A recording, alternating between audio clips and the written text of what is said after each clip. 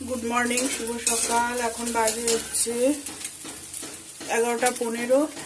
তা এখন থেকে ব্লগটা শুরু করছি আর বাবার রান্নাঘর থেকে শুরু করছি।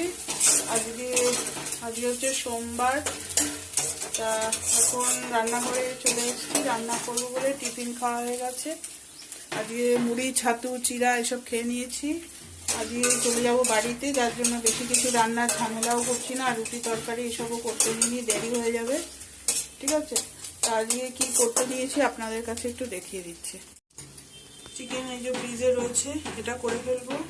আর এখানে মাছও রয়ে গেছে, এগুলো তো শেষ করতে হবে, কারণ বাবাকে নিয়ে যাচ্ছি যেহেতু আমার কাছে। তাই এই মাছটাও রান্না করব, তার জন্য সর্ষে গুলিয়ে নিয়েছি গুঁড়ো। আর চিকেনটার মধ্যে একটু বেশি করে আলু দিয়ে দিচ্ছি, যাতে রাত্রে গিয়ে রান্না করতে না হয় আমার। আর এটার জন্য পেঁয়াজ, টমেটো সব কেটে নিয়েছি।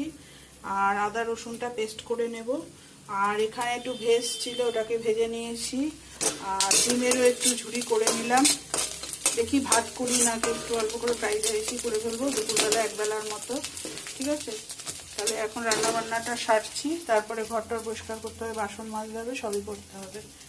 তো এই সব জোগাড় করে নিয়েছি কেটে কুটে, ঠিক আছে। হ্যালো বন্ধুরা, এখন বাজে হচ্ছে 1:30। তা এখন খাবার রেডি করে নিয়েছি। আজকের মেনুতে কি আছে আপনাদেরকে দেখিয়ে দিই।